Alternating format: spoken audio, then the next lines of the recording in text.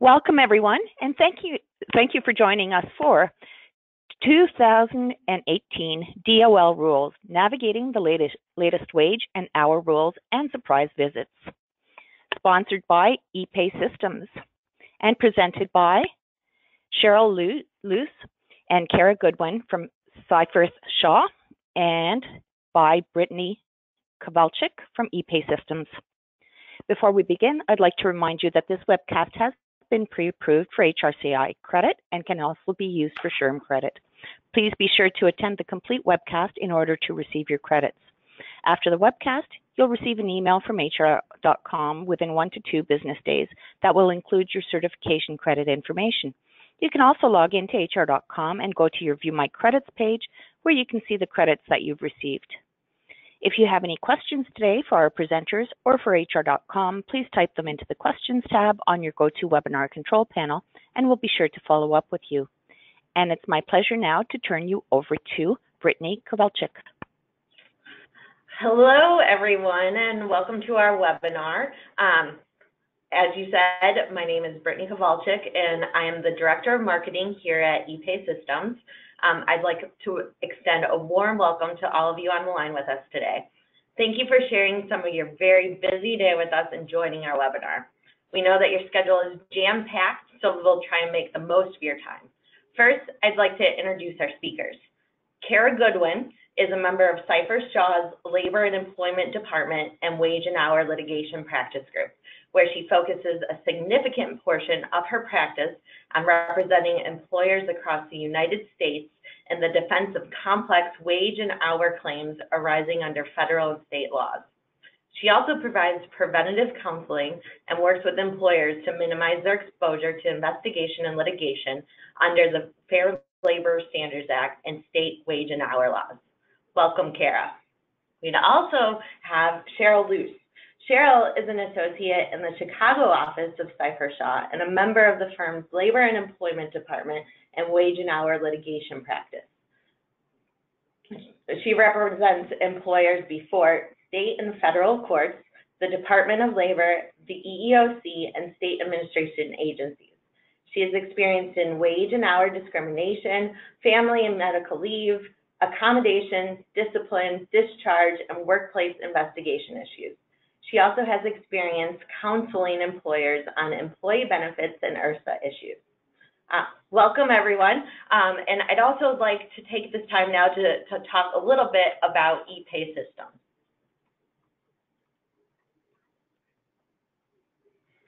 So EPAY Systems, we are based in Chicago, but we help clients not only nationally, but globally. We provide a SaaS solution that has top-notch security, providing time and labor management so you can monitor your employees punching in and punching out. We specialize in applying complex pay rules so you have visibility into all your different sites while staying in compliance with things like overtime and meal breaks. In addition to time and attendance, we're a full human capital management provider. We offer everything from applicant tracking, recruiting, onboarding, HR, benefits, payroll, time and attendance, and performance management. We serve the hourly workforce, and we really focus on companies that require a robust time and attendance system. We have over 75,000 work sites around the world, and what really sets us apart is our robust time and attendance solution. It's a flexible solution to serve people who have complex payrolls. The other thing that sets us apart is our premium support. Everyone receives 24/7 support no matter who you are. And because of this support, we're able to boast a 99% customer retention rate. So that's enough about EPAY. I'm going to turn it over to Cheryl and Kara to get things started. So Cheryl and Kara, take it away. All right. Hello, everyone. I'm Kara Goodwin. I want to first thank you for taking time to be with us today. Any of you who have attended a webinar like this have likely heard this before, but we still need to go through it each time. Even though Cheryl and I are attorneys, and even though we're talking about legal issues, the content of this presentation should not be construed as legal advice or as us expressing legal opinion on any specific facts or circumstances. The material today and what we discussed today is intended for general information purposes only, we urge you to consult an attorney concerning your own situation or any specific legal questions that you may have. All right, the next slide here, we're going to have our agenda and a brief review of what we'll cover today. First, given that this is a webinar focused on sort of everything you need to know about the Department of Labor's Wage Hour Division, we'll give you some brief information on the DOL and the Wage Hour Division itself. We'll talk about opinion letters, audits, wage hour issues that we anticipate to be hot button topics for 2018, some state and local wage hour trends, and then we will have some time for questions at the end. All right, next slide. So as you can see here, the Department of Labor is a large organization and is made up of far more than just the Wage Hour Division. The Wage Hour Division's the far right, middle little bubble there. And on the next slide, we'll see that the Department of Labor itself is led by a Secretary of Labor. After a false start with the nomination and withdrawal of Carl's Jr. CEO Andrew Puzder, President Trump successfully appointed Alex Acosta as his Secretary of Labor. Acosta has a long history of public service, and his selection was lauded by management side attorneys and some cautious support by unions. This was a stark contrast to their position on Puzder. Acosta's nomination received bipartisan support, and he was sworn in as Secretary of Labor on April 28, 2017. All right, we'll move to the next slide. So many of you attending today may be familiar with the FLSA, the Fair Labor Standards Act, and that's the federal law establishing minimum wage, overtime pay, record keeping, and child labor standards, and it's a law that affects most private and public employees. The Wage Hour Division of the Department of Labor is the division that administers and enforces the FLSA. The Wage Hour Division administers the FLSA in multiple ways, including regulations, opinion letters, administrator interpretations, field bulletins, field handbooks, and other guidance documents like fact sheets that are found on the DOL website. Wage Hour Division enforcement of the FLSA is carried out by investigators who are stationed across the country in regional and division offices. They conduct investigations, and where violations are found, they'll recommend changes in employment practices to bring an employer into compliance. Now, the FLSA allows the Department of Labor or an individual employee to recover back wages and an equal amount in liquidated damages if a violation exists. Generally, there's a 2-year statute of limitations that applies to the recovery of back wages and liquidated damages. But if a willful violation is established, that statute of limitations, that look-back period will be extended to 3 years. And remedies, those damages that I just mentioned, the back wages and liquidated damages, can be recovered through administrative procedures or through litigation.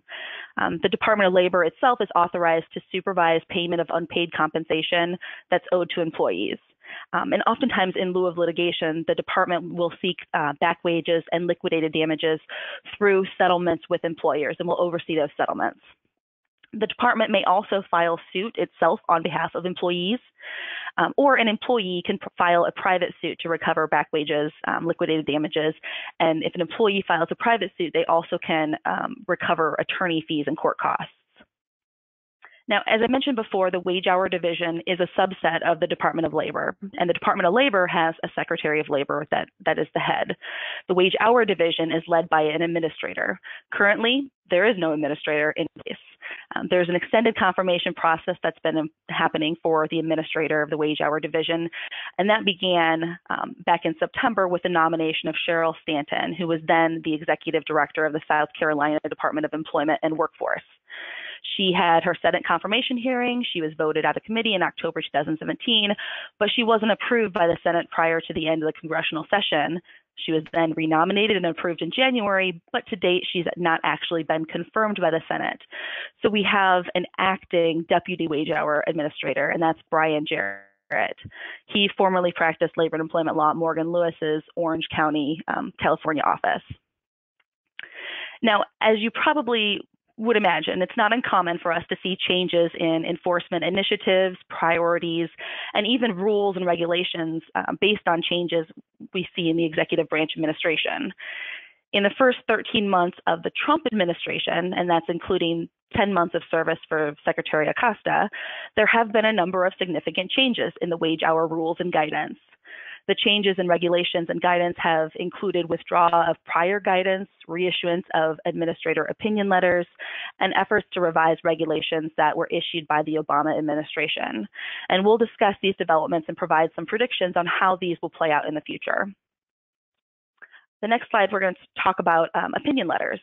So the requirements of the FLSA are set by statute and by regulation. And if you've worked at all with the FLSA, you know that that statute and the regulations can be clear as mud. So as part of the administration of the FLSA, interested parties, mostly employers, can seek, and the officials of the Wage Hour Division can provide official written explanations for what the FLSA requires in certain fact-specific situations, and those are called opinion letters. Opinion letters are posted online on the DOL website for public review, and they serve as a means by which the public can develop, or hopefully develop, a clearer understanding of what FLSA compliance actually entails. Opinion letters are important not just because they can help employers understand how to comply with the FLSA in a particular situation, but they can also be relied on in litigation as a good faith defense. That's huge because, as I talked about before, there's back pay damages and liquidated damages. But if an employer can establish a good faith defense that it relied on an opinion letter in order to move forward with a certain action that may be later deemed to be in violation of the FLSA, if they can establish that good faith defense, then it eliminates that automatic double liquidated damages for wage claims. And reliance on opinion letters can also be used as evidence to oppose a willful finding. And again, a finding of willfulness enables an individual to recover a third year of back pay. So it's a big deal to have these opinion letters and rely on them. In 2010, however, the practice of issuing opinion letters was discontinued. June of last year, the Trump administration vowed to resume issuing opinion letters. And in January of 2018, the Trump administration began to follow through on that promise. At that time, the Department of Labor Wage Hour Division reinstated 17 opinion letters from 2009. All 17 of those opinion letters were prepared and signed in January 2009 in the final days of the Bush administration, but they were later effectively withdrawn under the Obama administration. The 17 opinion letters, which are available on the DOL website under the 2018 issued opinion letters, they cover a wide variety of topics, including appropriate inclusion of bonuses in an employee's regular rate calculation and overtime pay calculation, types of employment that may qualify for the FLSA's administrative exemption, how certain on-call time should be treated for purposes of hours worked, and whether certain salary deductions are permissible for exempt employees. And as I mentioned, those opinion letters are available for the public to review on the Department of Labor's website.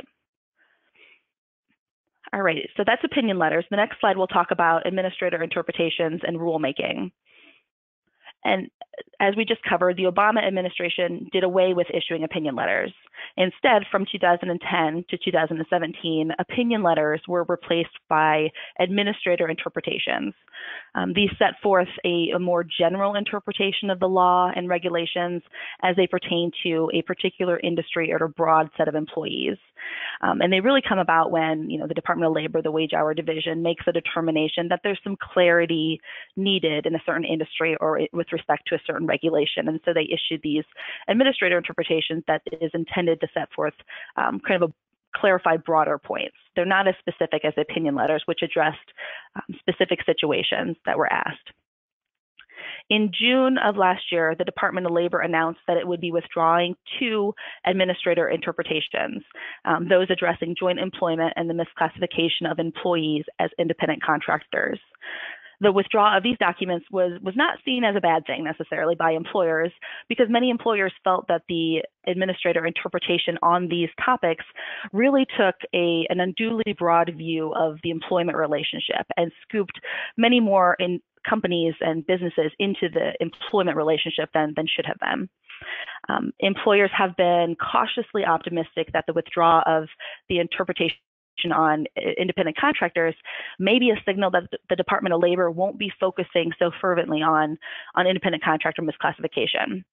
A more business-friendly Department of Labor may choose to, for example, rely on certain factors like an agreement setting forth the business relationship, the comparative degree of control over the work exerted by the parties, may choose to focus on those factors over the factors that were highlighted in the interpretation, such as whether the worker runs his or her own independent business.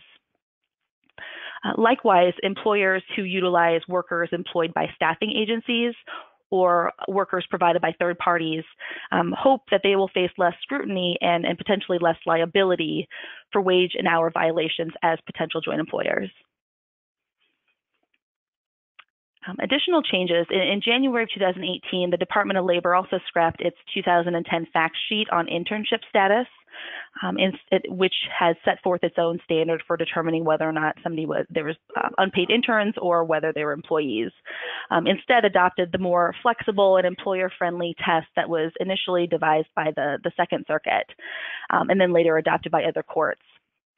And really, the withdrawal of this fact sheet on interns was a decision that really surprised no one, or at least no one who had followed the litigation of wage hour claims by interns. The courts really had sort of disregarded the Department of Labor's guidance on interns. The Trump administration's commitment to really rolling back existing regulations that are considered to be burdensome on business is also being implemented in two key wage hour division rulemaking, those involving white-collar overtime exemptions and then tip pooling regulations. And both efforts, quite frankly, have been high-profile and controversial. With respect to overtime exemptions, and as a reminder, most of you are probably very familiar with the Obama-era rule, which was set to go into effect in December 2016. We had, many webinars like this and trainings and roundtable discussions about what that would mean and how to implement it. And it would have doubled the current minimum salary required for the so-called white-collar exemptions: executive exemption, administrative, professional, and computer employee exemptions. It would have doubled that salary threshold from $23,660 per year to $47,476, and it was viewed as a really significant change, a really big deal, and a lot of businesses and companies struggled with how to comply with that change. In response to that rule, a coalition of states and businesses sued successfully to block the rule from taking effect. And actually, at the end of August 2017, a court invalidated that rule. In October of last year, we saw the Department of Justice, on behalf of the Department of Labor, file a notice of appeal, and the Department of Labor at the same time issued a press release explaining that it was asking for a stay of that appeal while the agency undertakes further rulemaking to determine what the salary level should be. The reason for that appeal is strategic. The court's ruling that invalidated the Obama-era rule prevented the hike in the salary, but it also raised questions about the exact limits of the Department of Labor's authority to set a salary threshold test at all. And so this process for creating a new overtime rule is well underway. In the end of July last year, we saw that the Department of Labor issue a request for information seeking public feedback on how to modify the existing overtime rule and whether to update the salary level test or the duties test. There was a comment period where the Department of Labor received nearly 215,000 comments. And understandably, that rulemaking process will take some time, and we think it's possible that the salary threshold test will be raised, but will be raised to about $33,000, which is a number that Secretary Acosta has noted would update the current threshold, would update it for inflation. And Secretary Acosta has also indicated that he is still considering an automatic annual increase mechanism to those salary levels. We predict that any white-collar exemption regulations will likely be as controversial as the last revisions back in 2004, and that unless these new regulations are carefully crafted, that they will likely result in additional years of litigation based on these regulations. The last bullet point here references tip pooling rule, and Cheryl is up to date on the state of the FLSA tip pool issues. She actually just wrote a blog last week on the topic, so I'm going to have her chat for a few minutes about this issue. Thanks, Kara, and thanks for the plug to my blog post. Everybody should go out and read it. This is very new information. On Friday, there was a major policy sea change by way of an amendment to the FLSA. But before that, I'll give just a brief history of the DOL's position on tip rules and the tip credit. So under the FLSA, employers can take what's called a tip credit against their minimum wage obligations for employees who earn less than minimum wage, but more than the tipped minimum wage of $2.13 per hour. Employers can only take the credit if they follow very technical rules involving giving employees advance notice, and you also can't share tips with non-tipped employees. But historically, the rule only regulated tips for employers who took a tip credit, and the remedy for the violation was the unpaid minimum wage, not the tips themselves. The Obama DOL back in 2011 tried to turn this rule on its head by expanding it so that it provides a remedy for unpaid tips, not just for minimum wage violations. The Obama rule was subject to challenge in courts. Overwhelmingly, federal courts rejected it as overbroad and beyond the DOL authority. And the Trump DOL actually rescinded it issued a proposed notice of proposed rulemaking to rescind it in December 2017 for the same reasons, and also because, as a policy matter, it prevented employers from tip pooling arrangements that would benefit back of the house workers and workers who don't typically receive tips, so they can receive some of those tips as well. There's been a huge backlash to the Trump administration's rescission of the rule. And so in earlier March, on March 9th, a bill was proposed that would amend the FLSA to state that an employer may not keep tips received by its employees for any purpose, including allowing managers or supervisors to keep any portion of employees' tips, regardless of whether or not the employer takes the tip credit. So this amendment became law on Friday as part of the omnibus spending bill that was enacted to prevent a government shutdown. It appears at page 2025 of the bill, so buried deep into the bill, to say the least. There wasn't a ton of media coverage or debate about the policy change. It received bipartisan support. So it didn't seem to be very controversial, but it really does represent a massive sea change from what the law has been in terms of federal regulation of tips. The upshot is that the amendment means that for the first time ever, federal law now regulates tips. Employers who violate it have to pay any unpaid tips and also liquidated damages, which is an amount equal to the unpaid tips on top of the unpaid tips. And there is a civil penalty of up to $1,000 for each violation. So you can imagine that just, common misunderstandings about, who's a supervisor? Do they have sufficient supervisory authority to share in a tip pool, or whose tip belongs to whom?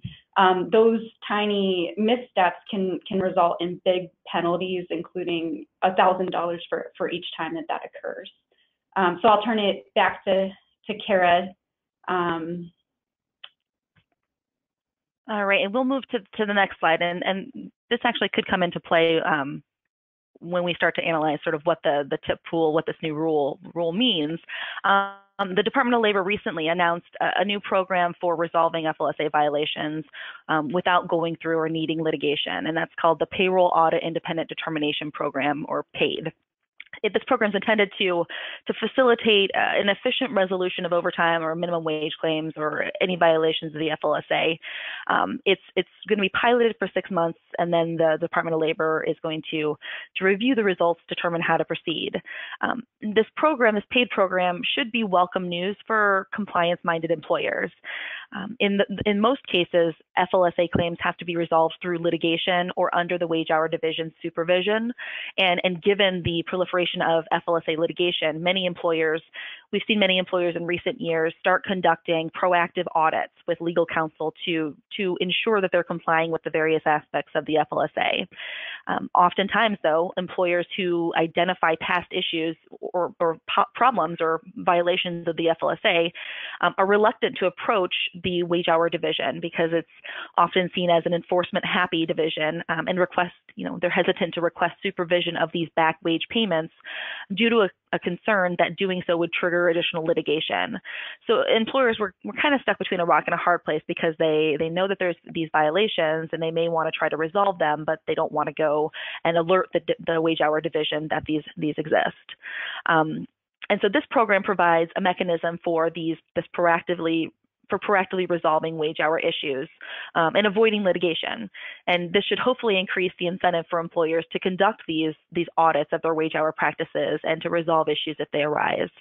Now, I'm not going to walk through all the specifics of the process by which an employer can go through this paid program, but there are plenty of resources available online if you are one of those proactive employers who have perhaps done an audit, recognize there's some issues, and would be interested in going through this program. All right, we can move to the next slide. And I think, Cheryl, you're going to take over here. Yep, thanks, Kara. So next we'll be focusing on Department of Labor investigations. So the DOL has broad authority to audit and investigate an employer's workplace and pay practices and can conduct investigations at any time, scary enough, with or without prior notice.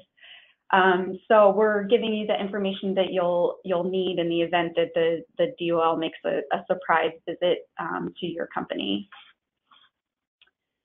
So why would the DOL do such a thing? Well, there are several reasons, but one common reason is they could be responding to an employee complaint. An employee could submit a complaint to the DOL, say, hey, I'm receiving, for example, this bonus. I think this bonus should be factored into my regular pay. The DOL may investigate whether this is a practice that's affecting other employees, that may be at a facility, maybe company-wide. Another common reason is that the DOL targets certain industries or businesses. Sometimes they'll target the manufacturing industry. Sometimes they'll target certain food industries. It could be sort of an enforcement initiative, and they're seeking to bring an entire industry into compliance or into what they believe complies with the FLSA. And then it could also just be random and plain bad luck. Next slide, please. So what to expect in a DOL investigation? So the DOL, most of the time, will send advance notice of a wage and hour investigation, but they may just show up. They can enter and inspect the workplace. They can tour the facility. They can inspect documents. They can interview witnesses. They can inspect records. The scope typically is 2 years back. They can interview any employees that they want. They can make an initial determination about violations of the law. They can determine if an employer will owe money to its employees.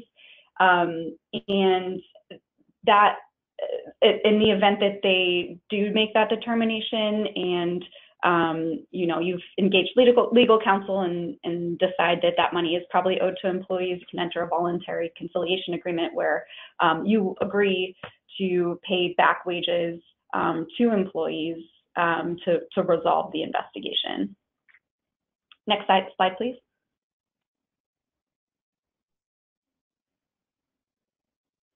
So here are some guidelines for what to do and what not to do in a DOL investigation. You should know that the investigator's impression of you carries a great deal of weight. If you make a good first impression, a DOL investigation can actually be quite painless, and it may give you the opportunity to correct a wage and hour practice before one of your employees catches the attention of a plaintiff's attorney. So you definitely want to be courteous and polite. Don't want to appear obstructionist. The DOL has broad authority to subpoena records and witnesses, so there's really no reason to hide the ball from them. Ask the investigator about the focus and scope of the investigation. Although note that the investigator can't reveal if its investigation was in response to a specific employee's complaint. So no use even asking those types of questions. We recommend that if you do get an advance notice, try to reschedule the visit to allow for adequate preparation and to minimize disruption to the business. Although the DOL may be unwilling to do that, but just kind of explain the need for time to gather information in a way that's going to be useful, not just to you, but also to the DOL to complete the investigation. Employers have the right for attorneys and accountants to participate in the investigation, but not for employee interviews. So, you know, make sure that you engage counsel if you think it'll be necessary. We'll get to, you know, the factors that play into whether engaging outside counsel is recommended in a bit, but just don't forget that you have that right. And then the final do is take the advance notices seriously and prepare. A DOL investigation can result in $100,000 or more payout to employees. So ensure that you're taking it seriously to protect your company. Next slide. So here is a list of issues that we frequently see targeted by DOL investigations. We're providing this because we hope you'll find it useful when you're sort of analyzing compliance goals for your company. You can decide where to allocate your efforts. So, of course, payment of minimum wage and overtime to all employees. I imagine most of our attendees probably know their obligations to pay minimum wage and overtime. Ensure proper classification of employees as exempt or non-exempt, and Kara touched on this earlier, but this remains a focus of DOL investigations, along with misclassification of independent contractors, regular rate violations, off-the-clock work, unlawful wage deductions, improper tipping, tip pulling practices, record-keeping practices, workplace posting requirements.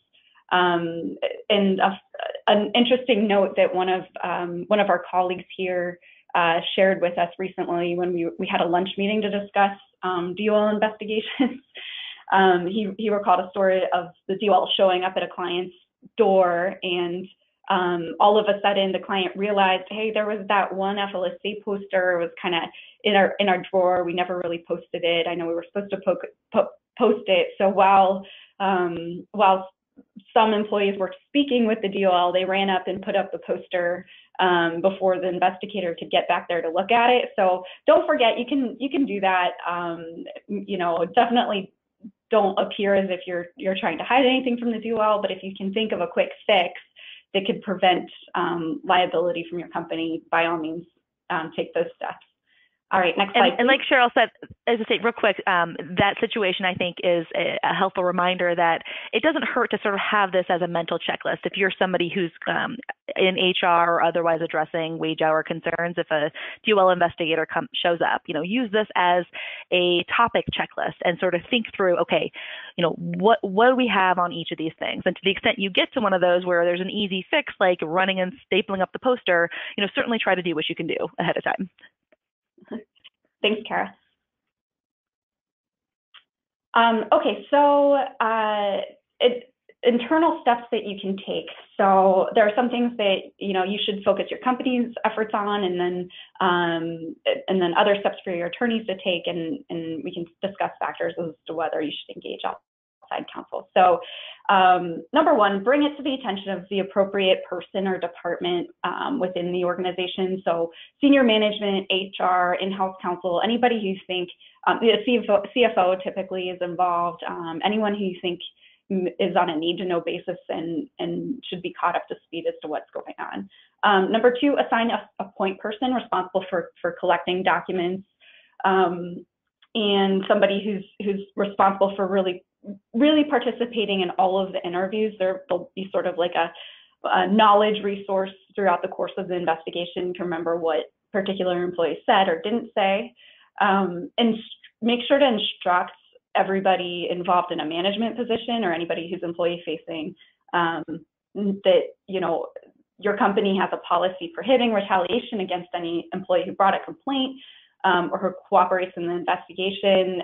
This is important because you don't want to, you know, potentially face one claim and then as a result of that claim face a retaliation claim on top of that. So if your company uses a PEO or temporary staffing services, make sure to analyze those service agreements to determine if you need to notify any parties or if there are any joint employer issues. Sometimes within those master services agreement, there's like a duty to notify clause. So you have to let them know of you know, this kind of complaint.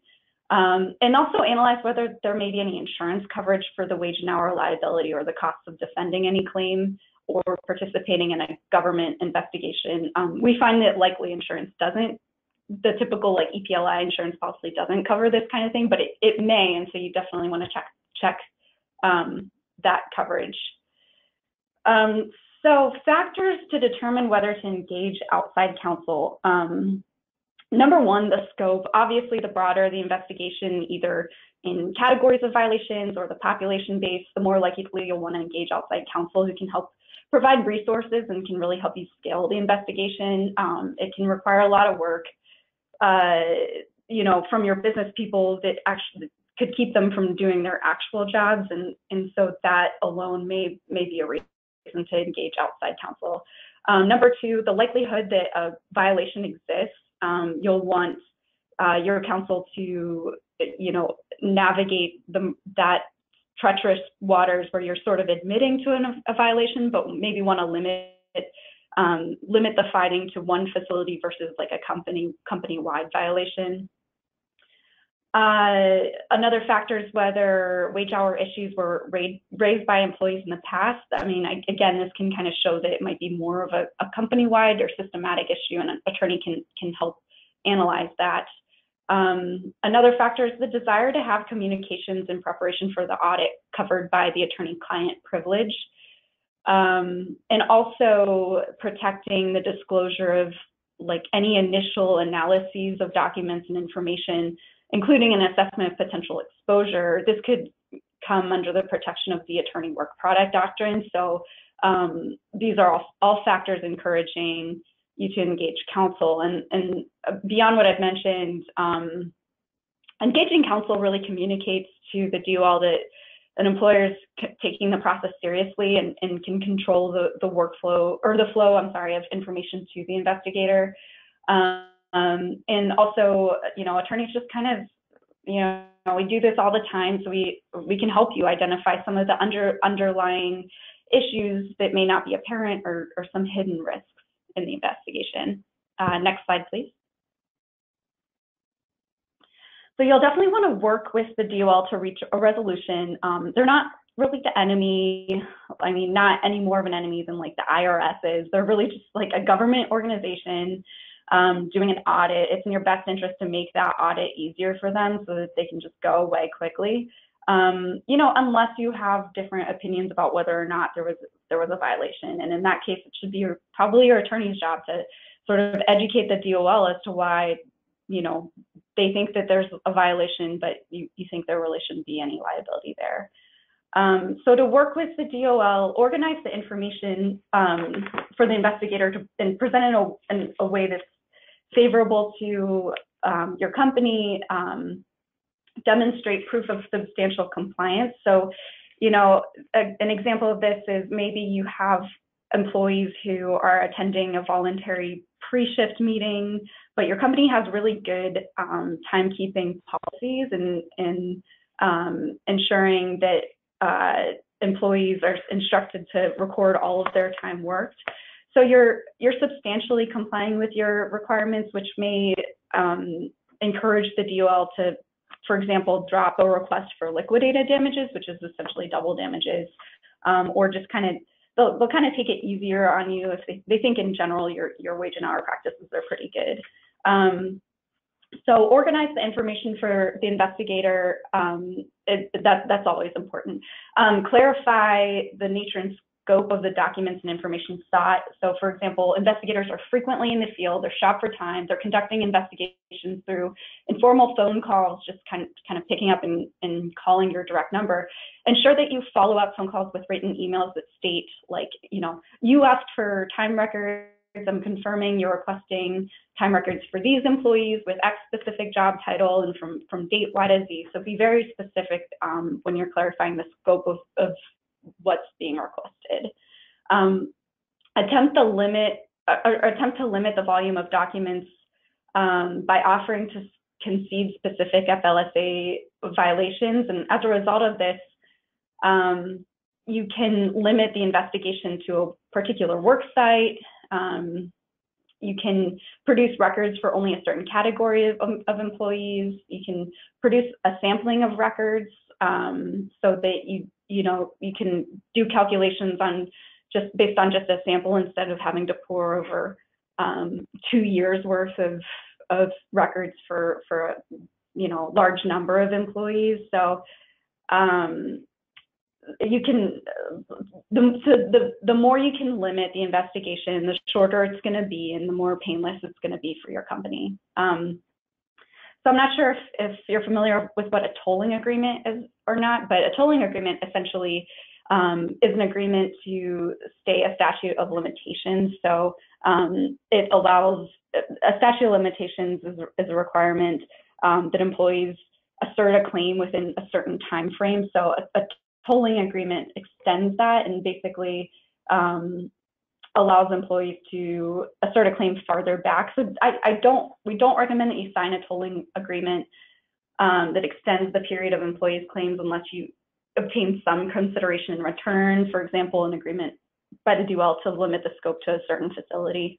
And then finally, in the past, we've agreed to voluntarily perform calculations supporting a payment of back wages. That's because we know that when we're doing it, we're getting it right, and it tends to make the company feel a lot more comfortable. And I think the DOL appreciates when companies are voluntarily taking on that task. It tends to streamline things and make it go a lot faster. Next slide, please. So the final conference, it's somewhat of a formal telephone conference that closes out the investigation and allows the investigator to make findings of fact and conclusions about the scope of the investigations. You have a right to counsel present. You can request copies of everything. We recommend you take careful notes. These are important in the event that you dispute the findings, and will present evidence of compliance in the event that the matter proceeds to litigation initiated by the DOL. Next slide, please. So when we counsel employers through DOL investigations, we always hear concerns that employees will sue the company as a result of it. So nothing technically prevents an employee from suing for the same violation. The employee that was, underlying a DOL investigation, and they get a back payment for it, their claim may be barred, but they can still initiate litigation that would propose to recover for the same claims. So to reduce that risk, the most important thing is strategic communications with employees. No one likes to feel totally in the dark about why they're receiving a payment for back wages, and it can make them wonder, if they're owed anything else, and we don't want them to run off to attorneys. So definitely review any communications that you are giving to employees about why they're getting a back payment with counsel to make sure that they're appropriate. Also encourage, but don't coerce employees to sign what's called a Form WH-58. It's an official Department of Labor form that acknowledges receipt of the back payment. You may know that FLSA claims cannot be privately settled in most jurisdictions and can only be settled through either supervision of the DOL or through court approval. So the WH-58 form is important to formalize that settlement process and potentially bar the claim in the event that the employee tries to sue for that violation again. Maintain copies of these signed forms as evidence of the back payment, because again, that can help you bar the future claims. Next slide, please. So we'll close out this presentation with a discussion of anticipated wage hour issues and enforcement priorities of the DOL. So pre-shift and post-work shifts, or pre-shift and post-shift work continues to be an enforcement priority. We see this as the subject of many investigations.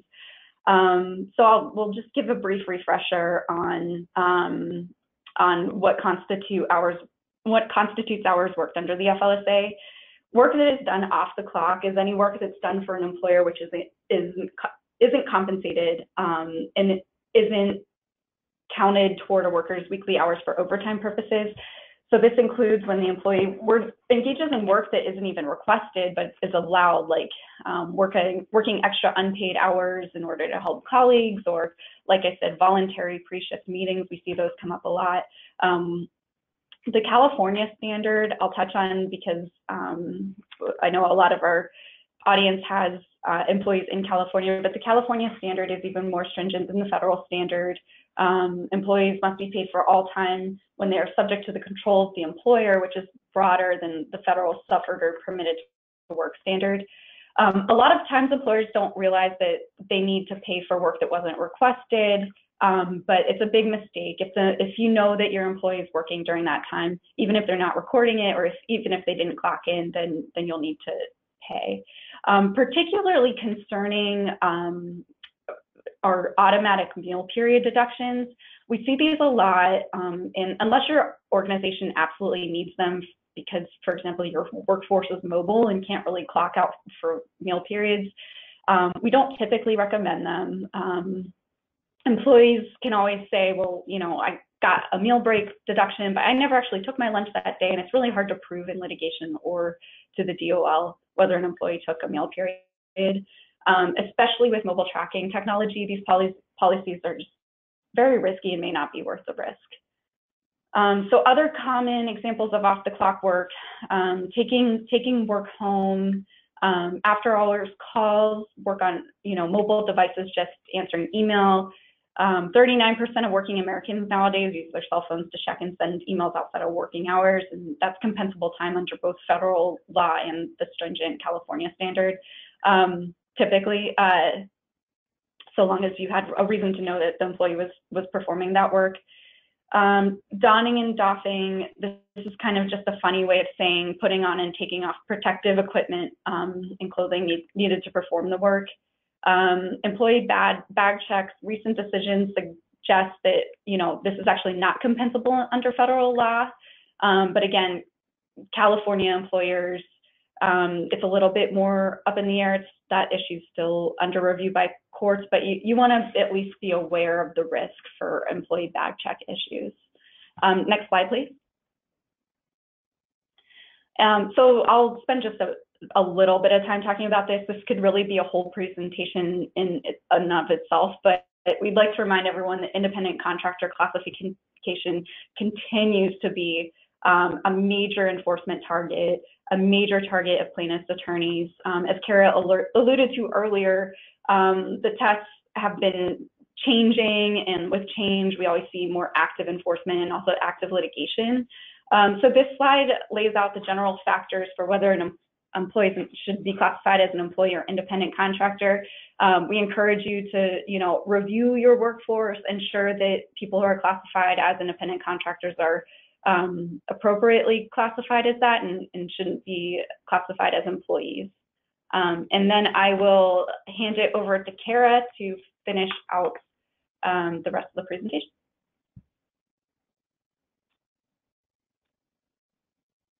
All right. So let's see here. Going to the next slide here. even though we do webinars like this, even though we issue blog posts and we conduct training sessions with employers, we still continue to see FLSA litigation surge to continued overall historic highs. And as FLSA litigation grows and expands, what we're finding is that it's actually rare to see a nefarious violation by a manager or a supervisor. What we see more often are stories where managers or supervisors are intending or trying to give employees freedom or flexibility, and instead sort of trip over the hurdles that are scattered through the FLSA, considering that it is, legislation that was drafted back in the 1930s. And when plaintiffs' attorneys are now more than ever naming individual managers and not just the corporation as FLSA defendants, it's important that we try to do what we can to prevent these stories. So there are a number of ways in which we see managers' well-intentioned actions result in potential violations of the FLSA. We've listed a couple situations here that are not so uncommon. For example, you have a sales manager who throws out there an extra bonus for somebody who can make 50 sales this month. Maybe it's not an overall company thing, but it's the manager's thing. In a vacuum, incentivizing employees to perform isn't just okay; it's actually good management. But the nature of the incentive can have serious wage hour implications. So first, if the incentive is non-discretionary, then it must be included in the regular rate calculation and the rate on which overtime is paid. It doesn't make a difference whether the incentive or the bonus is offered company-wide, division-wide, department-wide, or if it's just, a small team. And then a distant second consideration with this type of a situation is that occasionally production bonuses will have an unintended effect of encouraging after-hours or off-the-clock work, which, as Cheryl mentioned, can be an issue if those hours aren't recorded and paid. So supervisors should be trained and should take care to make sure that incentive payments are accounted for in the overtime calculation and then not interpreted as relaxing standard policies on prohibiting off-the-clock work. We also, especially as we move more and more into the era of trying to have work-life balance and allow flexible work schedules and allow employees to work remotely, we see a lot of situations coming up where hourly employees are allowed to take work home or finish work at home or are just doing it on their own. We want to promote flexibility and balance, and there's nothing illegal necessarily about this, but the supervisor has to understand the potential wage hour ramifications. An employer must pay employees for work that the employer knows about or reasonably should know about, regardless of when or where the work occurs. So if a supervisor is going to authorize or allow after hours or remote work, then he or she needs to also enforce the timekeeping practices to prevent that work from going unrecorded and unpaid. We also have a situation here about in an interrupted lunch period or meal period. The bottom line is that the FLSA requires that an unpaid meal break be uninterrupted and continuous. So if a meal period is unpaid and it's interrupted, that employee needs to either be paid for the whole break or be permitted to take that full break at a later time. I'm going to skip the next one because we really don't see that often. At bottom, it's important to remember that the FLSA does not allow private sector employers to offer compensatory time off in future work weeks in lieu of overtime, even if an employee requests it or wants it. And the last example actually tees up the next slide, discussing state and local trends. A growing number of states are requiring employers to pay for show-up pay or reporting time. This refers to a minimum amount of pay, for instance, 3 or 4 hours at the applicable minimum wage if an employee is sent home after reporting to work for the day. There are exceptions, of course, but the rules can create traps for employers. So it's important to pay attention to those state and local rules that apply where you have employees. Another development in state and local law to pay attention to is predictive scheduling or fair scheduling laws and ordinances. These laws are primarily affecting the retail and food service industries, but really their application is spreading to other industries as well. The laws are designed to assist and protect workers from, not surprisingly, based on the name, unpredictable schedules, which the legislatures have deemed to be impacting ability to arrange for childcare, go to school, and just generally plan their lives. the lives of these employees. San Francisco was the first to enact scheduling regulations. Seattle, New York City are other big cities, metropolitan areas who have laws that have taken effect. And there's similar legislation that's being considered in more than a dozen states and municipalities. Although each of these laws is quite different, you should review in detail those laws and ordinances impacting your workforce. But in general, they will often require advance notice and posting of schedules, compensation for schedule changes after posting, rest between shifts to avoid what are called clopening, so where an employee closes one night and opens the next morning. Something else to keep an eye on is the increasing minimum wage at state and local levels. So although the federal minimum wage remains at $7.25, there were minimum wage increases for 18 states just in 2018 alone. And we're also seeing continued legislation related to paid sick time. So again, these laws vary significantly and are very detailed. So we'd recommend looking closely at the laws that impact the states and cities where you employ workers.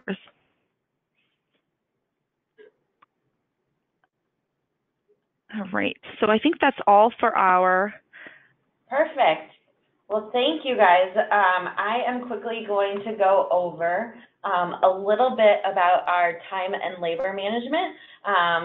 Like I said before, EPAY Systems is a complete human capital management platform that specializes in applicant tracking, HR, benefits administration, time and attendance, payroll, tax, and performance management. And I just wanted to talk a little bit about the particular common issues the Department of Labor will investigate and sort of close the loop for us. So this I just want to quickly go through our time collection options. The majority of our customers use our biometric time clocks that feature facial and fingerprint recognition technology to reduce things like time theft and buddy punching.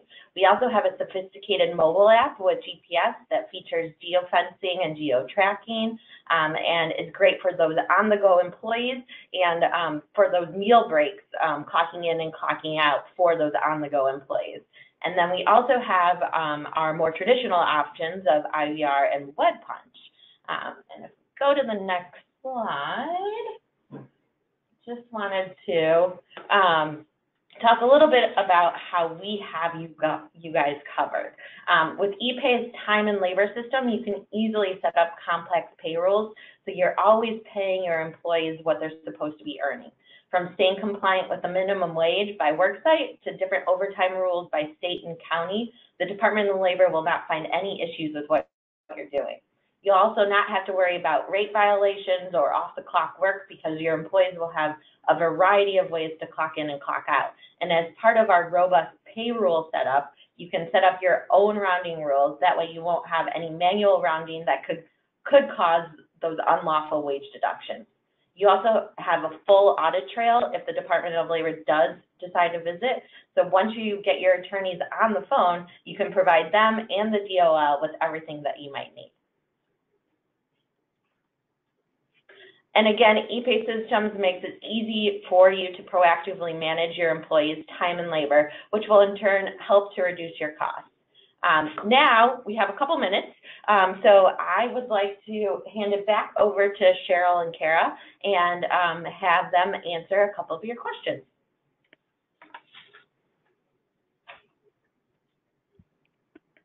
All right, thank you. So we do have quite a few questions here that we'll just address a couple of them. If there's specific questions that we need to address, sort of offline, we certainly can do that as well. One question that we had is when we're talking about paying for the work week and overtime was, can an employer cut off their work week in the middle of a day? For example, the work week ends on Friday at noon and the new work week begins at 12:01 p.m. The answer to that is generally yes. So the FLSA states that an employer can set the work week for whatever period of time it wants. And it looks at where you're going to get into issues is if there are routine or if there are common changes to that work week, if it looks like it's trying to be manipulated to avoid or skirt overtime and minimum wage rules. But generally, yes, that an employer, as long as it's consistent, can set the work week for whatever period of time it wants whatever time to start and stop.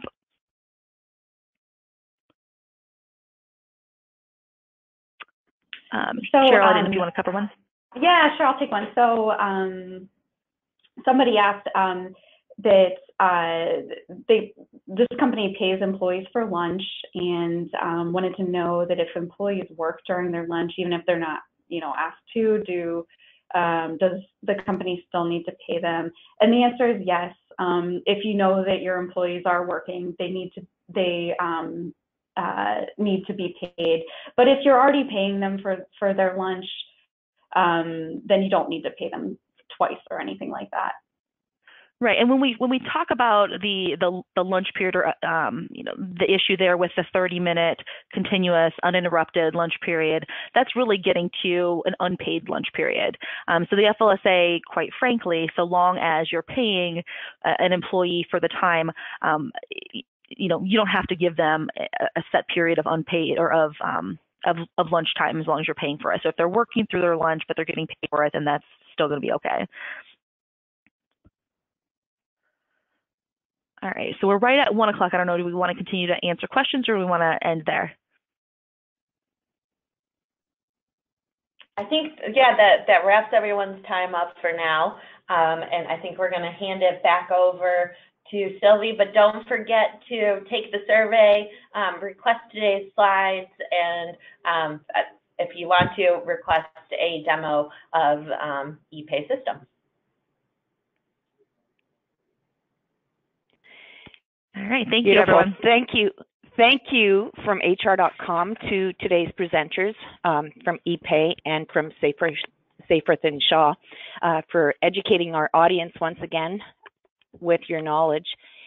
Just a few reminders for our attendees. If you'd like to view the webcast again, the archive recording and slides will be available for up to 7 days for our free members, and for our certification members, you have unlimited access from the archives. All webcast credits are stored in your HR.com account. Watch for your HR.com email to arrive within 1 to 2 days. That will contain your certification credit information. Your feedback is important to us. Please take a moment to fill out the exit survey that will appear on your screen once the webcast is ended.